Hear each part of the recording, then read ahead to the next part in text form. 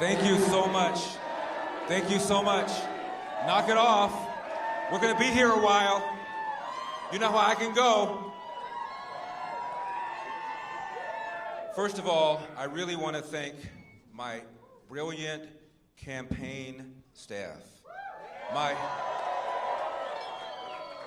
campaign manager, Jeff Corliss, my co-chair, Tony Strickland,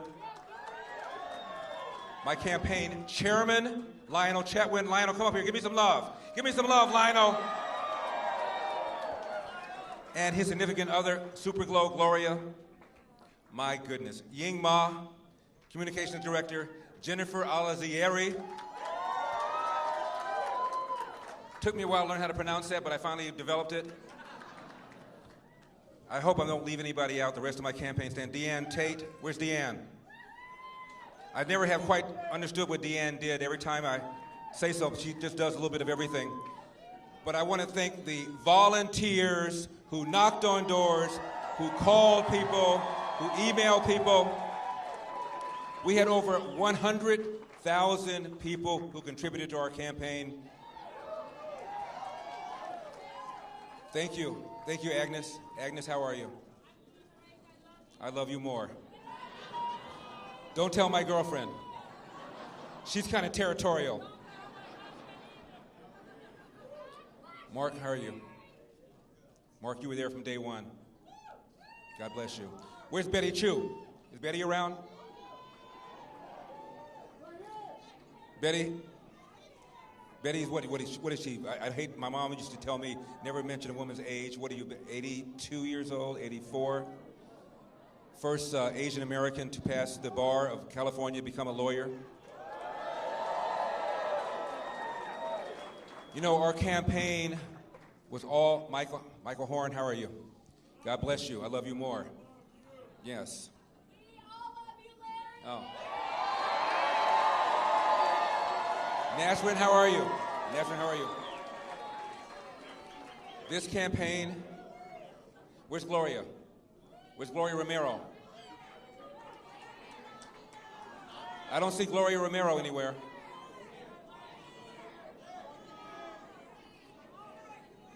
There she is, Gloria Romero. Gloria, let me say something about Gloria Romero. You know who Gloria Romero is. Gloria Romero is a Democrat. I'm hoping a recovering Democrat, but we'll see. She was the Senate Majority Leader. She crossed party lines. She's still a Democrat. Like my mother was still a Democrat. My brother was still a Democrat. I couldn't get them to change their party, but I got them to vote a lot more sensibly. Gloria crossed state party lines and supported my candidacy because of the issue of school choice. Because of the issue of school choice. As you know, my opponent, Governor Gavin Newsom, come on, let's be gracious. Let's be gracious in defeat. And by the way, we may have lost the battle, but we are going to win the war.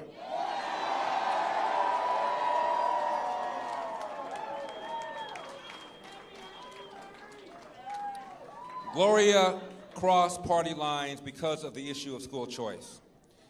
We're spending $15,000 every year for students in our government schools in California. Notice I don't call them public schools, I call them government schools. $15,000 a year, some of the worst reading scores, some of the worst math scores. Only about 15 or 16 states spend more. And the students that are getting the raw end of the deal are the black and brown students who comprise 80% of the government students in our government schools. They're getting the worst teachers, the worst principals, the worst administrators, the worst outcomes. What is the route from poverty to middle class? At least finish high school. One, presumably where you can read, write, and compute at grade level, and that is not happening. I read a study that said roughly 5% of government teachers across the nation are incompetent. Roughly 5%. I have no idea whether that's true of California, but let's assume for a moment that it is. There are 300,000 public school teachers in California. Any given year, 2.2 are fired. If it is true that 5% are incompetent, that means 15,000 are incompetent, 2.2 every year are fired. Again, I'm not saying that applies to California, but assuming it does, imagine if that applied to cops in LA. I'm in LA. 10,000 force, assuming 15% were incompetent. Talking about 500. 500. Doing what? Planting evidence? Engaging in racial profiling? Using excessive force? We wouldn't put up with it.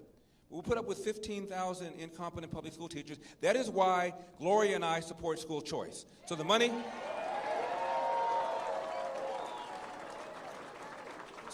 goes into an account, education savings account, that the parent can control, put the kid in a charter school, a private school, a religious school, or God forbid, homeschooling.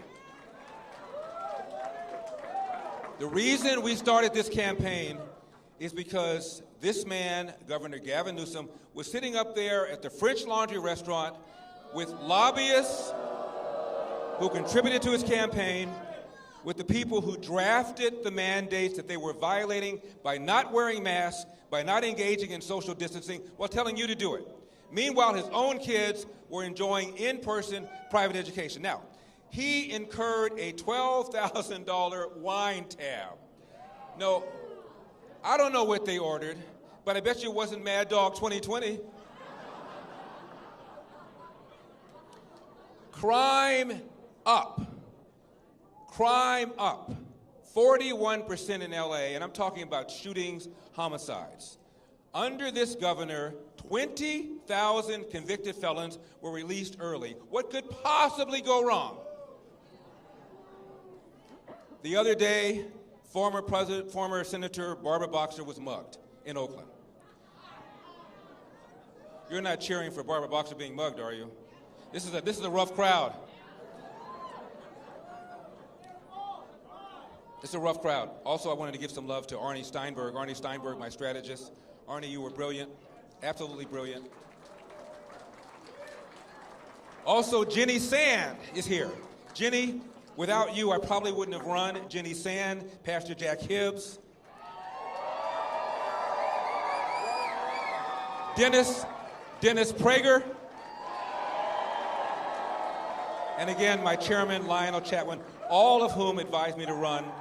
But ultimately, I decided to run because I felt that I could do something about the crime. I could do something about the homelessness. I could do something about the fact that California has now hit $800,000 average price of a home. That's 150% above the national average. Outrageous because of the stranglehold the environmental extremists have had over Gavin Newsom and have had over Sacramento. Love you more. We have 5 seasons in California now. The 5th one is fire because of the poor forest management.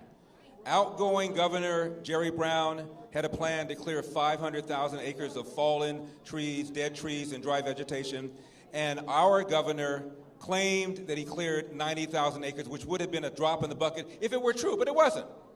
According to the LA Times, he only cleared 13% of what he said he would, which meant he exaggerated by a factor of 7.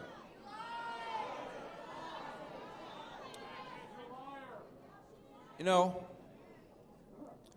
before the pandemic, half of all 3rd graders in our government schools could not read at state levels of proficiency.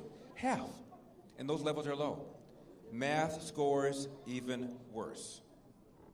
75% of black boys could not read at state levels of proficiency. Math scores are even worse. Because I care about this, I've been called the black face of white supremacy.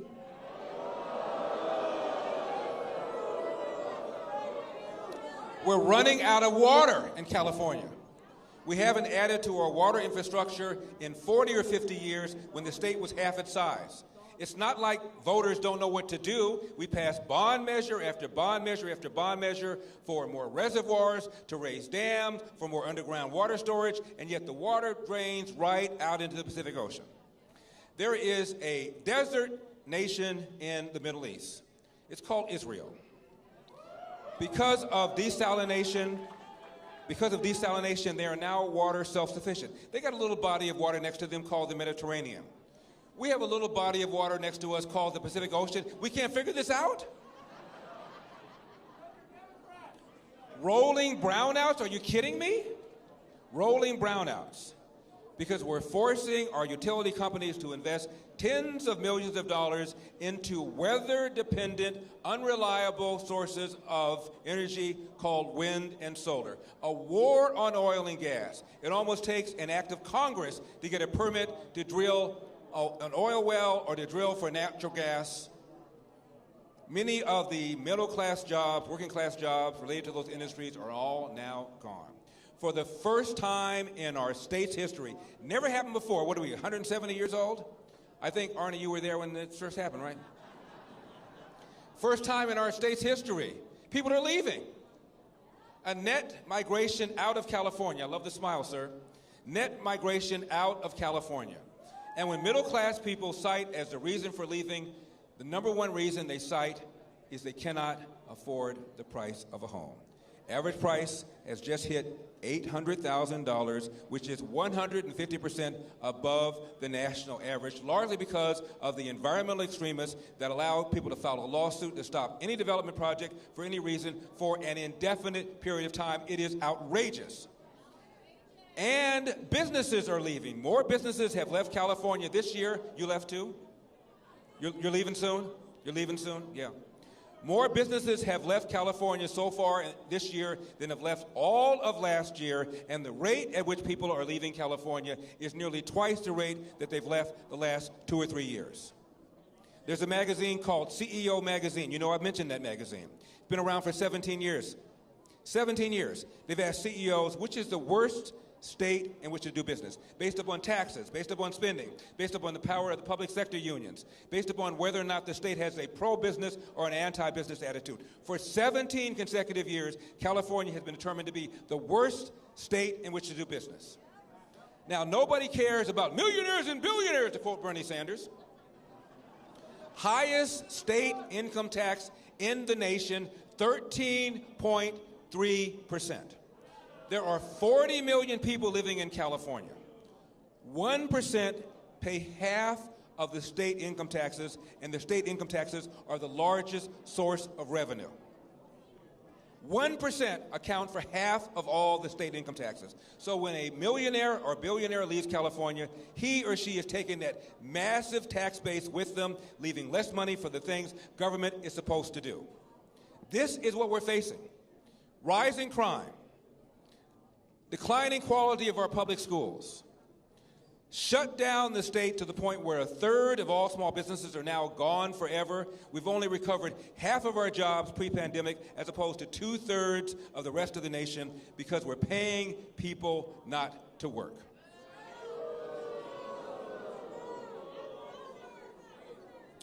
Rolling brownouts. Water shortages. Farmers in Kern County tell me now they are rationing water. I can't think of anything that this man has done in the last 2 years that suggests he deserves another day in office. However, we recognize that we lost the battle, but we are certainly going to win the war. We are forcing them now to pay attention to the problem of homelessness. We are forcing them now to do a better job on schools. We are forcing them now to do a better job on clearing our forests. We're forcing them now to do a better job about energy. We are forcing them now to pay attention to the things they should have paid attention to 2 years ago.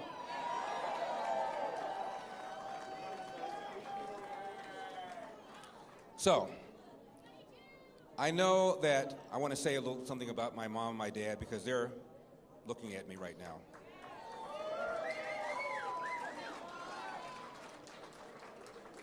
You know, my dad came here in 1945. Didn't have 2 nickels to rub together. 8th grade dropout who did not know who his biological father is. Cleaned toilets, full-time, 2 jobs, one for Nabisco brand bread and one for Barbara Ann bread. Saved up enough nickels and dimes to start a little cafe in an area of LA called Pico Union. Bought a house uptown in South Central that is now worth $700,000. I only mention that because it's still in our family, wonderful for us, but somebody who had an 8th grade dropout education, who worked 3 or 4 jobs, could not have a stay-at-home wife, as my dad did, educating 3 boys until the last of us went to middle school, could not duplicate that path because of the outrageous cost of living in California, largely driven by these environmental extremists that have had a stranglehold over Gavin Newsom and have had a stranglehold over Sacramento. We're going to turn that around. They're going to have to pay attention to that now. They weren't going to before, but now because of us, because of you, they're going to have to pay attention to that. So we have lost a battle, but we are absolutely going to win the war. Absolutely.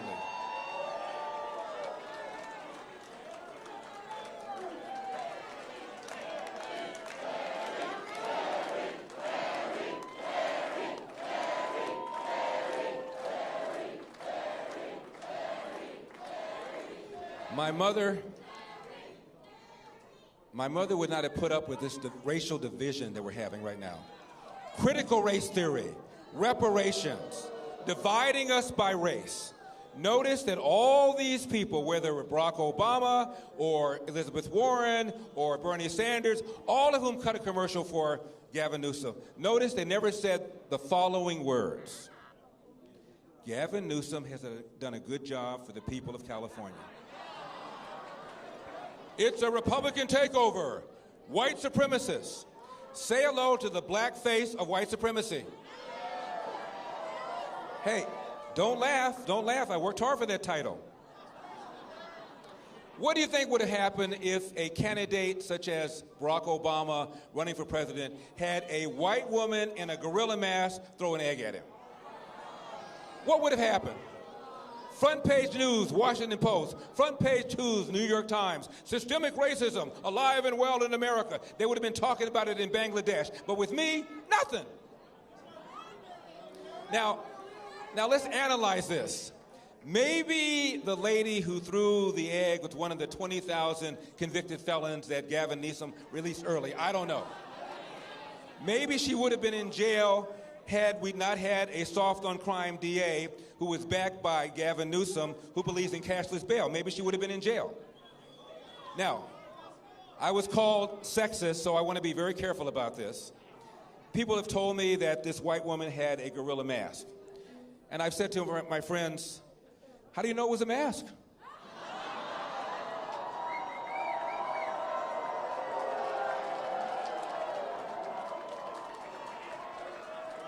I don't know. You know, and I have never suggested that anybody should vote for me because I'm black or against me because I'm black. I don't go there. As far as I'm concerned, after we elected the first black president, everything else after that is anticlimactic. Okay? Okay? But, front page article in the New York Times. It was negative, all about me, never once mentioning my race, that I'm black, never once mentioning that if I were to win, I'd be the first black governor of California. Now, I'm fine with that. I'm fine with that. But on the same page, equally long article about, quote, the first female governor of New York. Now, she had a D at the end of her name, so it's relevant she's the first. I have an R at the end of my name, and suddenly I'm no longer black. It's amazing how that happens. Astonishing how that happens. How astonishing how that happens. They try to divide us on race. They want black people not to think about the fact that families have been destroyed because of the welfare state. They don't want black people to think about the decline of the quality of public education. They don't want black people to think about jobs. All they want is black people to think about oppression, that you are under siege, you are a victim. Really? In 2021, after we elected the first black president who got a higher percentage of the white vote than John Kerry did 4 years earlier? Knock it off. Knock it off. Knock it off. It divides us by race. We believe in the dream of MLK, judging people by content of character, not color of skin. And let me tell you something. To the extent that it is humanly possible, America has achieved that dream. Come on. Larry, the headline's going to be, I'll speak slowly because I know CNN is here. Headline. Come on. Headline's going to be, Larry Elder says there's no racism in America. No, I didn't say that. Hell, 8% of Americans believe Elvis is still alive. I don't know what to tell you. But to the extent that it is humanly possible, we have achieved the dream of Martin Luther King, where people are being evaluated by content of character and not color of skin. Knock it off.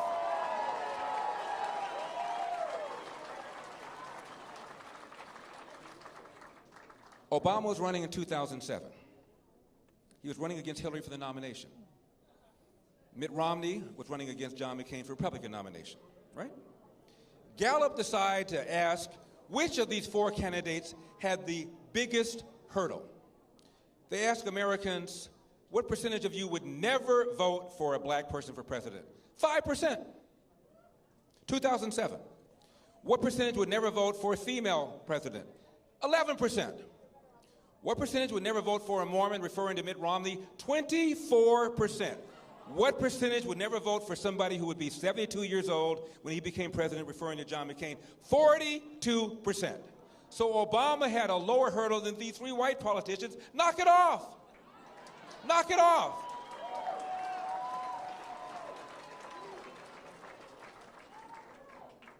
Speaking of the former president, when he was running for the nomination against Hillary, he hadn't caught her yet. He was invited on 60 Minutes. And Steve Croft, the correspondent, said, Senator, if you don't get the nomination, will it be because of your race? And I'm at home by myself. Nina wasn't there. And I said, let me see what this man says. And he said, no. If I don't get the nomination, it will be because I have not articulated a vision that the American people can embrace. I said, hallelujah. He's not what I call a victocrat. He's not Sharpton. He's not Jesse Jackson. He's not dividing us. Fast forward. He gets in. And by the way, when he walked into office, he had 70% approval, which meant a whole bunch of people who didn't vote for him because he got about 52% said, okay, all right. You know, I don't agree with taxing and spending and regulations and soft on the borders and soft on national security, but at least he will be a racial reconciliator. What did he do? He divided us time and time and time again. The Cambridge police acted stupidly. Remember that? His good friend, Skip Gates, who's a professor at Harvard of African American studies, comes back from vacation, forgets his door key. He and the cab driver break into his house.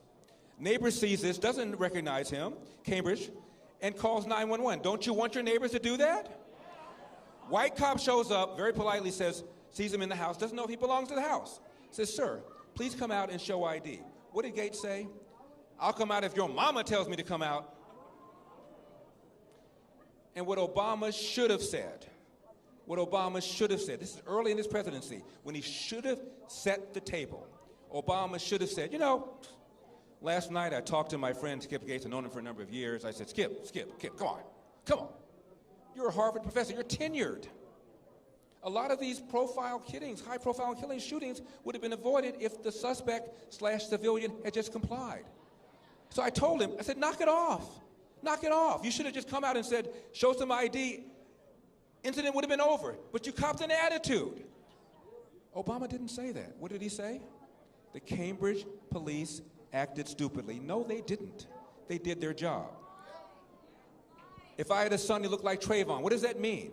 There's a place called Ferguson where we have our own problems. It was a lie. Michael Brown did not have his hands up, did not say don't shoot. It was a lie. He invited Al Sharpton, the nation's most notorious race card hustler, into the White House over 70 times. He embraced this bogus Black Lives Matter movement.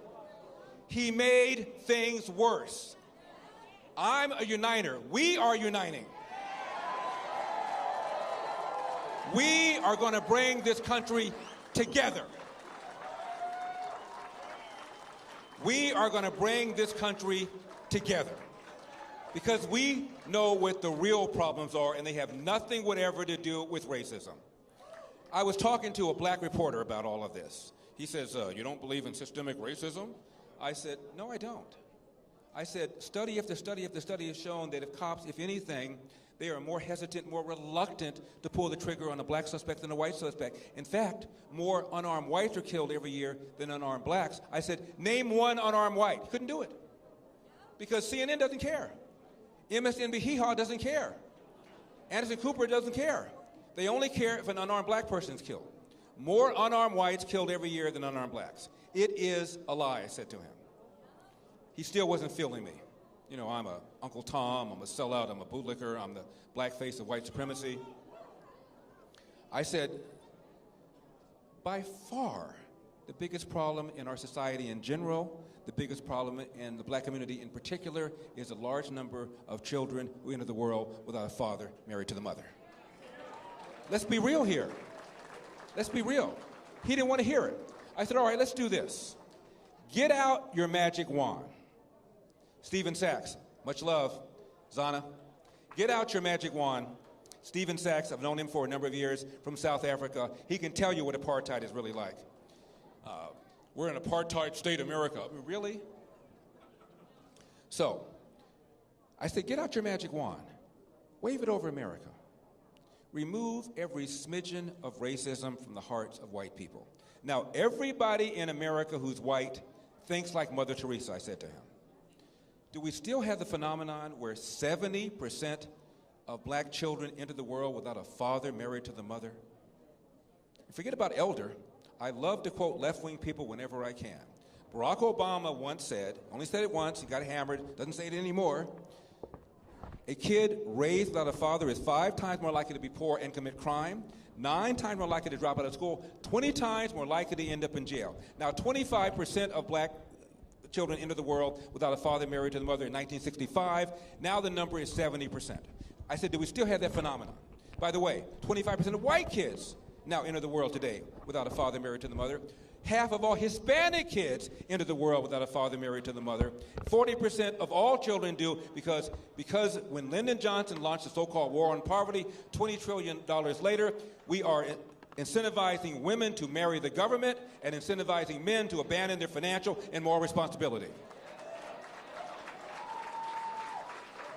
And I said to him, after you wave this wand, do we still have the situation where the number one cause of preventable death for young white men is accidents, like car accidents or drownings, whereas the number one cause of preventable death for young black men is homicide, almost always at the hands of another young black man? Do we still have the phenomenon, I told him, where of the 15,000 annual homicides every year, half of the victims are black, even though blacks are only 13% of the population? Do we still have that phenomenon?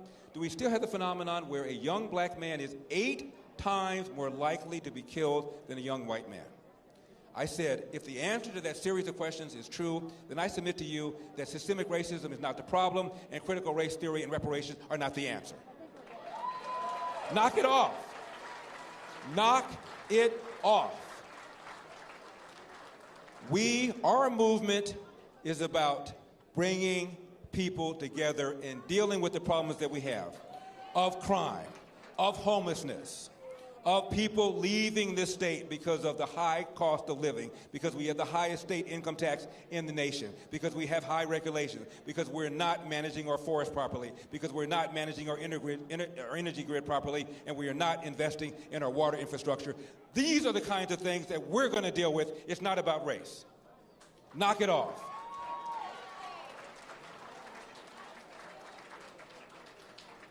My father came here in 1945, 2 nickels to rub together, worked 2 full-time jobs cleaning toilets, started a little cafe, Pico Union area, became a Marine, World War II Marine. Thank you, sir. By the way, when I asked my dad why he became a Marine, he said 2 reasons. You know what I'm going to say? They go where the action is, and I love the uniforms. And my father always told my brothers and me, hard work wins. You get You get out of life what you put into it. You cannot control the outcome, Larry, but you are 100% in control of the effort. And before you complain about what somebody said to you or did to you, go to the nearest mirror, look at it, and say, what could I have done to change the outcome? And finally, my father always told this to my brothers and me: no matter how hard you work, how good you are, sooner or later, bad things are going to happen. How you deal with those bad things will tell your mother and me if we raised a man. And every day, I try to please my mother and my father by trying to convince them that they, in fact, have raised a man.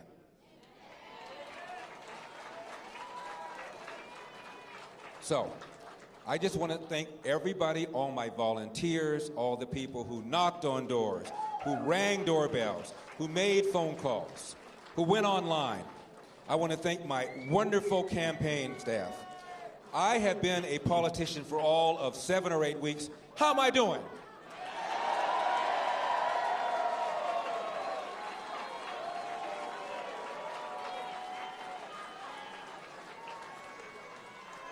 They are now listening in ways they never listened before.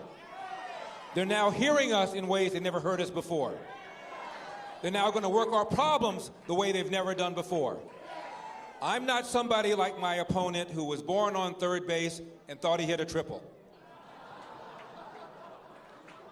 I'm somebody from the inner city whose parents came here, as I said, with nothing, who worked hard, love you too, who worked hard, who believed in the American dream. And we believe in the American dream. We believe in a country. We believe in the vision of Martin Luther King. We believe in hope, true unity. We don't divide by race. We don't divide by gender. We don't divide by sexual orientation. We don't divide by ethnicity. We don't divide by religion. We unite.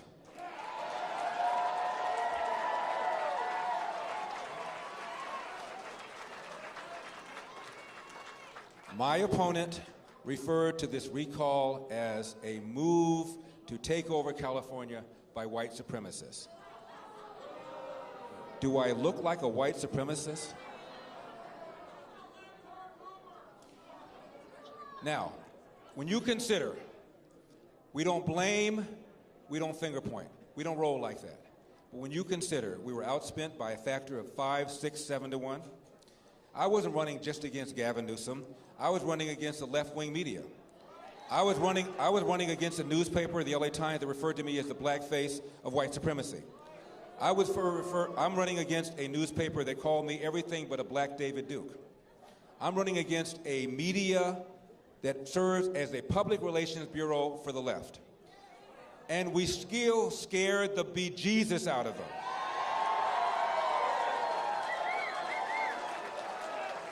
That's why they brought in Barack Obama. They brought in Bernie Sanders, a socialist who owns 3 homes, but I digress. They brought in Senator Warren. And as I said before, all they did was call this a Republican takeover. I mentioned State Senator Gloria Romero. 63% of Hispanics voted for this man just 2 years earlier. And Gloria, you know this, the majority of Hispanics now want him out over the issue of school choice. The majority of declined the state voted for him just 2 years ago. Now the majority want him out. And they're calling this a Republican takeover. It is insulting to the people of California who signed that petition and who voted yes on the recall. It is insulting. But that's how they roll. We don't roll that way. We don't finger point. We don't blame. We roll up our sleeves. We get back to it because, as I said before, we may have lost the battle, but we're sure as hell going to win the war. Finally, let me leave you with this. I want to thank all of the religious leaders who back me. Pastor Joe Pettick of Huntington Hills, Pastor Jack Hibbs, Chino, Pastor Joe Franklin, Fresno, Pastor Paul Chappell, Lancaster. Hope I'm not leaving anybody out. You all got my love, and I love you so much. And I must tell you, I have been overwhelmed by the support. Men, women coming up to me, crying, saying that for the first time, You've now given me hope that things can turn around.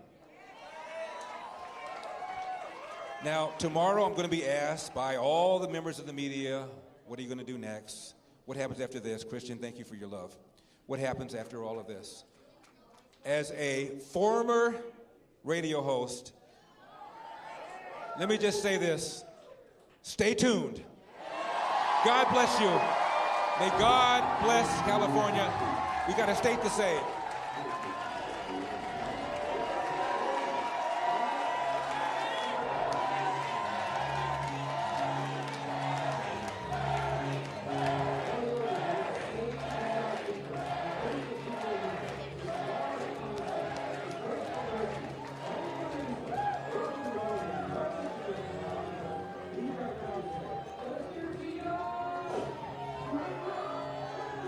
Jeff Corliss and my security team, Nina,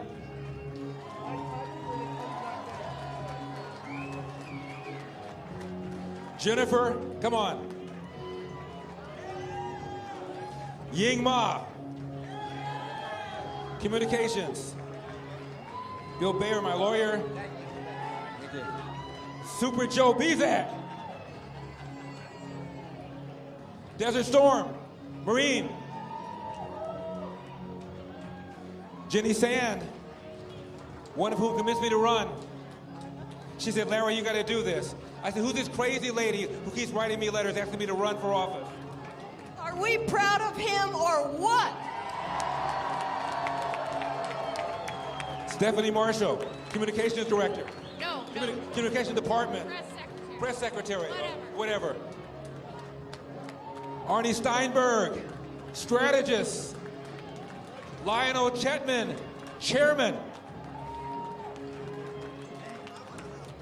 All right, you got it. Betty Chu.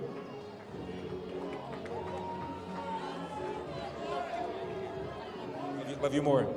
Love you more. Bill. Steve Barrick, my lawyer. Come on, Gloria. Careful. Woo!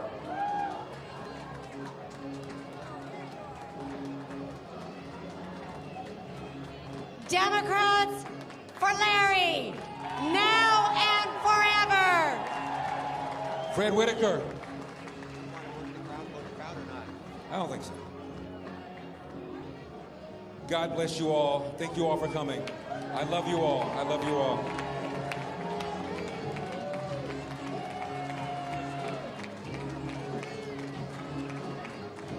For CNN, I hope I didn't speak too quickly.